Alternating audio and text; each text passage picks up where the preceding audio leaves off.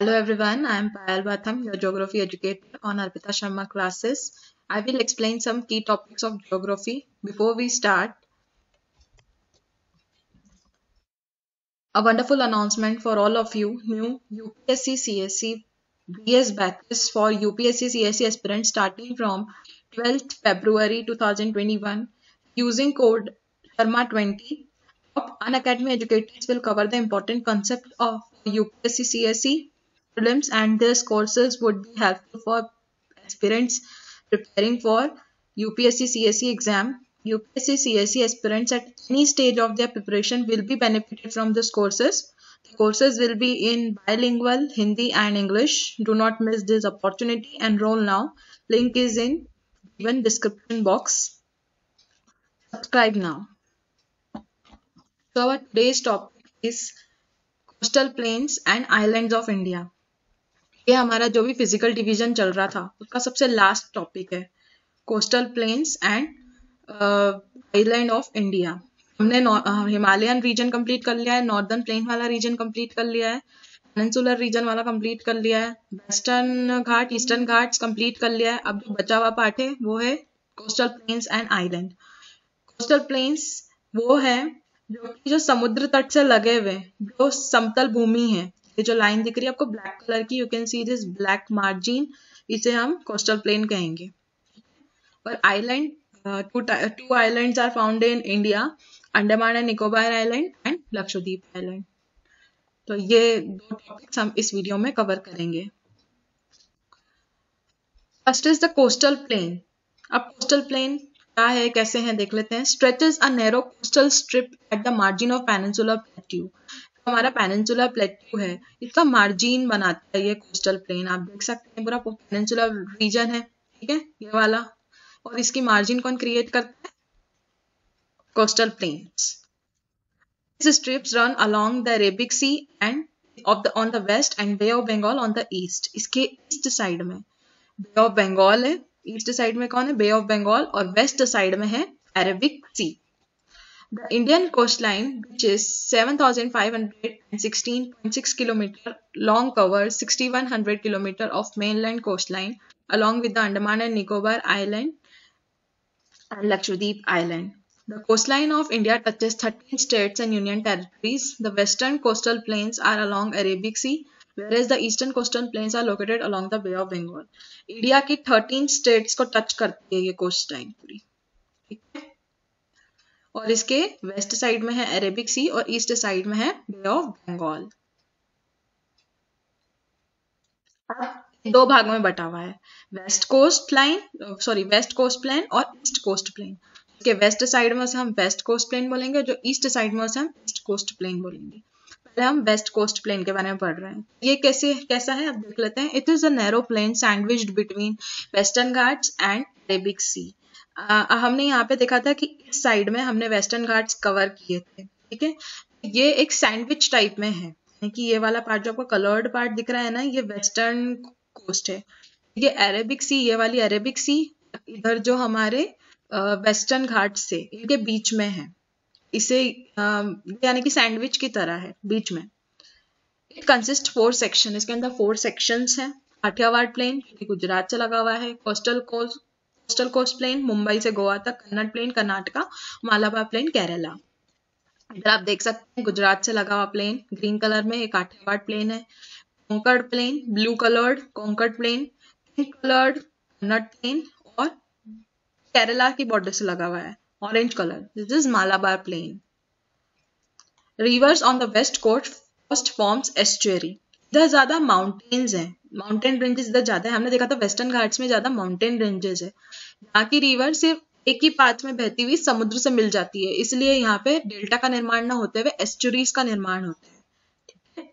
और इस एरिया की जो रिवर थे यहाँ पे पूरा कटा पिटा है। हमारा ईस्टर्न घाट हमने पढ़ा था पिछला वीडियो में, तो कटा पिटा है, तो यहाँ पे पहाड़ वगैरह नहीं है। तो जो हमारी रिवर्स है वो डिस्ट्रीब्यूटरीज में ऐसे अलग अलग बट जाती है और डेल्टा का निर्माण करती है। लेकिन वेस्टर्न पार्ट्स की रिवर जो भी थी, ये डेल्टा का निर्माण न करते हुए एस्चुरी का निर्माण करती है। Now eastern coast plain. Eastern coast plain कैसा है? Coastal area are wide and level along bay of Bengal, ठीक है। बे ऑफ बंगाल से लगा हुआ है ये, और वाइड है यानी कि चौड़ा हिस्सा है, थोड़ा सा चौड़ा है। अगर हम वेस्टर्न घाट की कंपेयर करें तो ईस्टर्न घाट थोड़ा सा चौड़ा है इसका एरिया। इसको 3 भागों में बांटा गया है, Utkal plain, northern circle and Coromandel plain. देख सकते हैं आप, तेरा ब्लू कलर्ड उत्कल प्लेन, यहाँ से लेकर इधर तक northern circle, and from here to here Coromandel coast.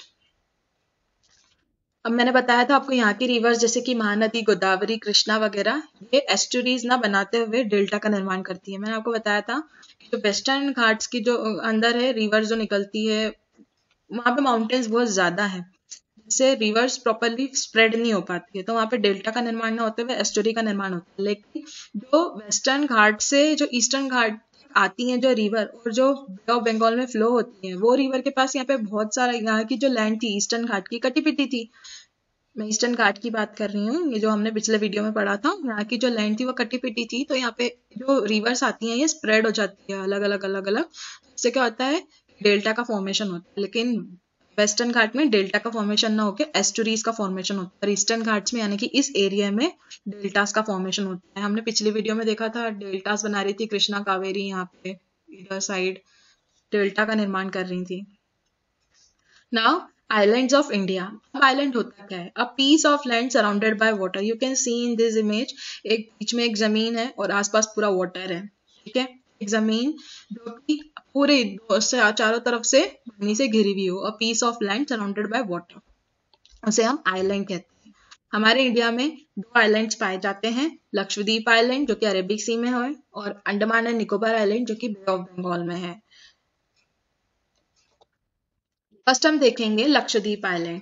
Lakshadweep island कैसा है, अब हम देख सकते हैं, ये बिल्कुल मालाबार कोस्ट से लगा हुआ है। ये हमारे यहाँ से केरला की बॉर्डर पे लगता है मालाबार कोस्ट, और इसी से ही लगा हुआ है हमारा Lakshadweep island. It is composed of small coral island, यानी कि ये कोरल आइलैंड है। अब कोरल आइलैंड क्यों कहा गया है, ये कोरल एक ऑर्गेनिज्म था, उसी के कारण ये आइलैंड का निर्माण हुआ है। ऑर्गेनिज्म था कोरल, उसके उसी के अवशेषों से इसका निर्माण हुआ है, इसलिए इसको बोला गया it is composed of small coral island. Earlier they were known as Laccadive, Minicoy and Amindivi, renamed in 1973। 1973 में इसका नाम बदल के लक्षद्वीप रखा गया है, नहीं तो इसके पहले इसे लैकेद्वीप, मिनिकॉय और अमिनदीवी के नाम से जाना जाता था। It is covered with a small area of 32 square kilometre. ये सिर्फ 32 स्क्वायर किलोमीटर के अंडर अंडर फैला हुआ है, ठीक है। लक्षद्वीप छोटा सा ही पार्ट है, ज्यादा बड़ा नहीं है। एडमिनिस्ट्रेटिव हेडक्वार्टर इसका कहाँ है, कवरत्ती में है। इसकी कैपिटल भी कवरत्ती है और इसका एडमिनिस्ट्रेटिव हेडक्वार्टर भी कवरत्ती में ही है। ना अंडमान एंड निकोबार आइलैंड।